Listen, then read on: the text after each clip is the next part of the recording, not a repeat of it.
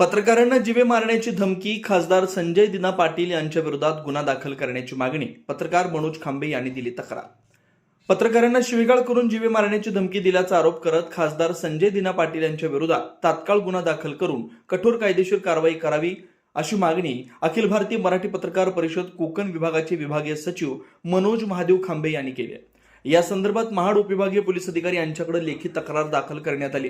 लोकशाहीतील चौथा स्तंभ असलेल्या माध्यम प्रतिनिधींना धमकावणं हे केवळ एका व्यक्तीवरील कृत्य नसून पत्रकारिता, अभिव्यक्ती स्वातंत्र्य आणि भारतीय संविधानाने दिलेल्या मूलभूत अधिकारांवर थेट आघात असल्याचं तक्रारीत नमूद करण्यात आलं. तक्रारीनुसार शिवसेना ठाकरे गटातून शिंदे गटात प्रवेश केलेले खासदार संजय दिना पाटील यांनी माध्यमांशी संवाद साधताना पत्रकारांना अश्लील शिवीगाळ करत जीवे मारण्याची धमकी दिल्याचा व्हिडिओ समाज माध्यमांवर प्रसारित झाला.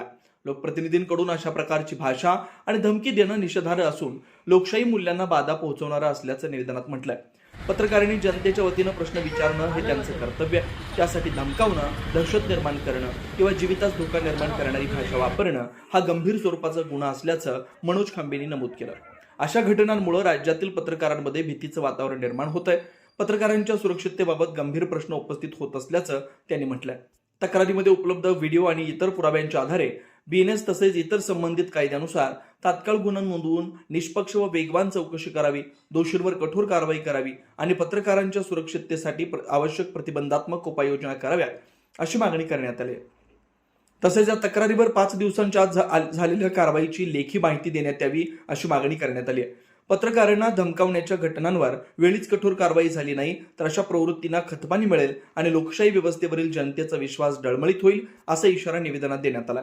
यावेळी महाड प्रेस असोसिएशनचे अध्यक्ष प्रवीण कुलकर्णी, उपाध्यक्ष संजय भुवड, ज्येष्ठ पत्रकार रवींद्र शिंदे, चंद्रहास नगरकर, उत्तम तांबडे, मयूर खोपकर उपस्थित होते.